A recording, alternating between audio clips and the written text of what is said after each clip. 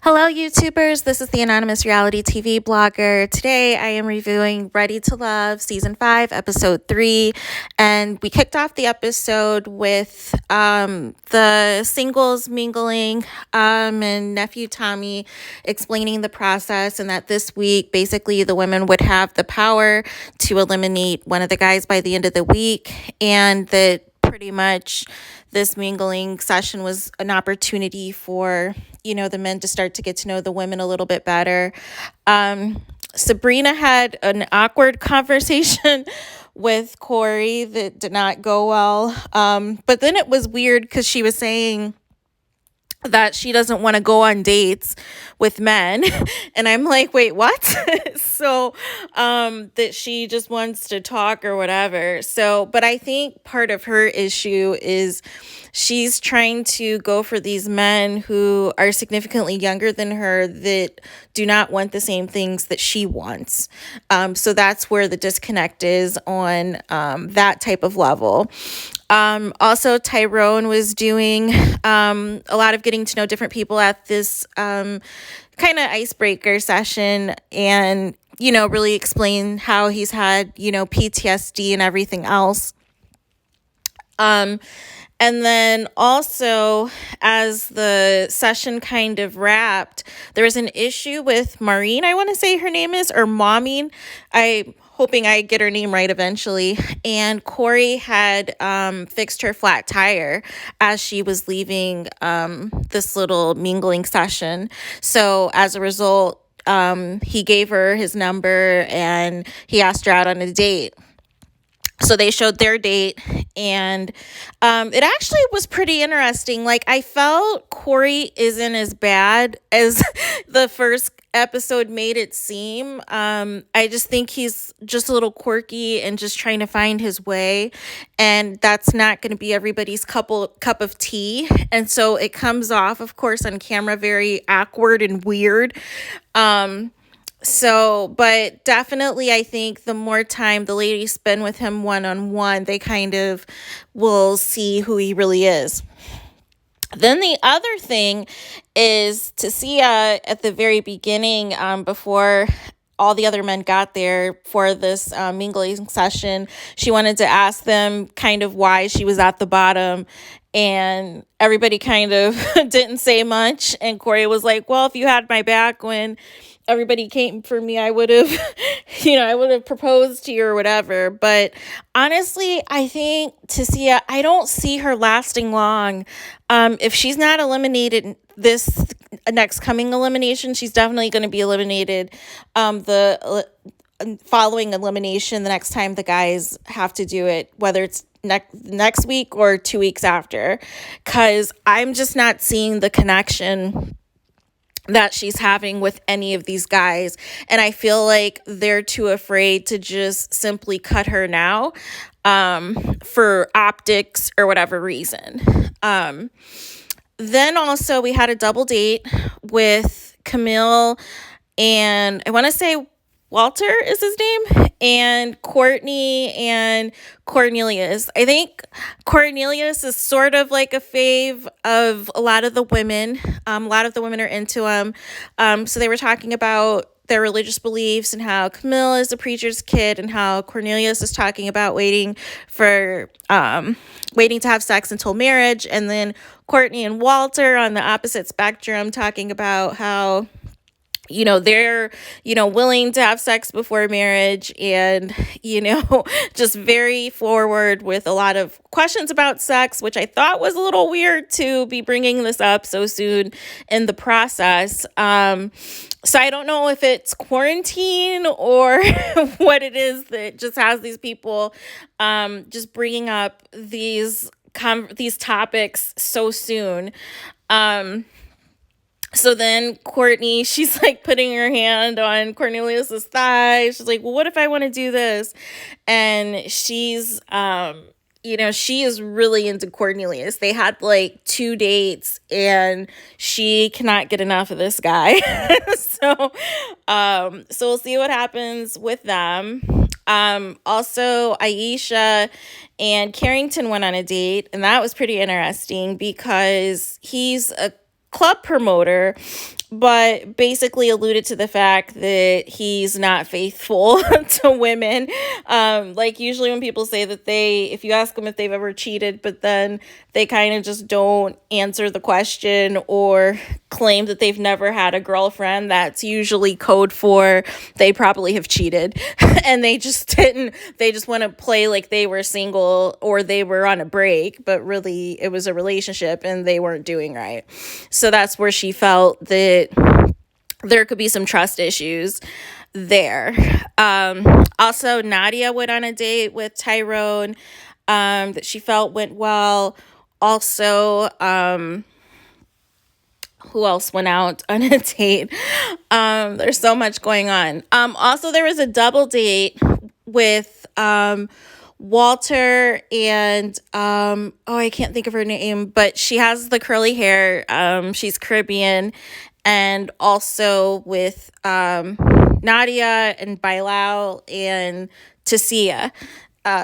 So they were out on a date, and then again the conversation turned to sex, and Tasia was uncomfortable discussing that because they turned the conversation into, where's the weirdest places people had sex or whatever. And she was completely uncomfortable with, responding to that. So, and basically said in her diary room session that, when the only people need to know about that is between her and the guy that she is involved with. And so then it really seems like Nadia and Bilal are hitting it off really well. They remind me so much of last season's Kyra and AJ. It's like Kyra and AJ 2.0. So definitely I feel like that's a very strong connection. And then I feel between Sabrina and Walter and potentially Courtney and Walter, if Courtney and Cornelius do not work out, is also another couple to watch out for. So then pretty much after that, they had their, powwow at the end of the week with Tommy to discuss the guys. And Camille is like, I'm not sure what's going on there. She seems very possessive of Cornelius, but several of the women seem to have a lot more going on with him than she does. Like, she was very shocked that one of the ladies said that she talked to him for 3 hours, and she's like very possessive on these dates. And I don't think that is going to bode well for her long term. Because at the end of the day, nobody's exclusive with anybody yet. It's early stages to where people are just going on these initial dates. So there's still plenty of time for different women to potentially, have a stronger connection with Cornelius than Camille, and she's already claimed him. And meanwhile, everybody else also is talking to him, as well, and have a good connection with him. Wameen seems to really like Corey. And then also Aisha wasn't able to make this session because she had gotten into a car accident. And so Phil, I guess, was able to help her out with what was going on with that. So she wasn't able to be there for the deliberation. And so then the lady with her braids, I will get her name. She had an issue with Tyrone because originally they did have a connection at the icebreaker session and they had a really good conversation.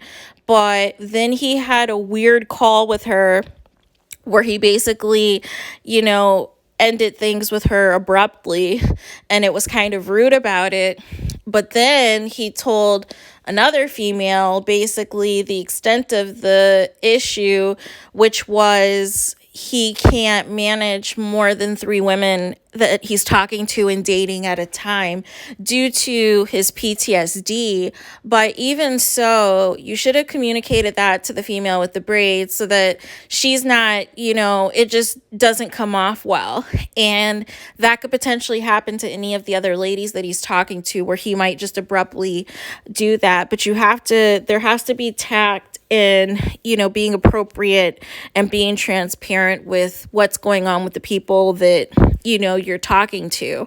So I'm not sure why he couldn't just tell her, at this time he wants to just focus on, the three connections that he has and see what happens from there. But it was just very bizarre. And so also they talked about Carrington and how Courtney knows Carrington. I guess she's been friends with him for 5 years and said that he's genuine and that he's really looking for love. However, Aisha was really the only one who went out on a date with him, so she couldn't vouch for him since she wasn't there. And then there was another issue because he also talked crazy on the phone to one of the ladies as well. And it's just like, it's just one thing after another with Carrington. And and I think the issue was discussing the age difference. I think it was Sabrina that had the issue with him and discussing the age difference or whatever. And the conversation went completely left. So nonetheless, the end of the episode, of course, as usual, they send up one of the ladies with each of the guys, and one is going to stay, obviously, and then the next will be getting eliminated. So Tashia had Corey, and Camille was with Carrington. And so basically, Tashia, she was saying all these red flags that Corey had, but the longer she was with him, she realized that, he actually is, pretty decent and not as bad as initial first impressions were of him. And so then Camille and Carrington are having a conversation, and she's trying to convey certain issues that the ladies had, and he's basically saying, well, if they had an issue with me, then they weren't the right connection to begin with, and there's not that many women in this group that I have a connection with, and blah blah blah. So he just started to really change up once he realized that he wasn't going to be on the show any longer. And then at that point, Camille just told him he wasn't ready to love. And so that was the end of that episode. And it looks like the preview for next week, Aisha and Frank seem to be going places. And I can't remember. And also Cornelius was out with Camille again, but then also out with Courtney. And then he's like staring at Courtney. And then Camille was getting upset. So next week, the men have the power, of course, to send somebody home. And then it also shows Tyrone and the lady with the braids discussing what went wrong with the phone call. So very curious to see who ends up being in the bottom two of the ladies next week. So more to come. Please let me know your thoughts. Don't forget to like, comment, and subscribe. And I will talk to you guys again.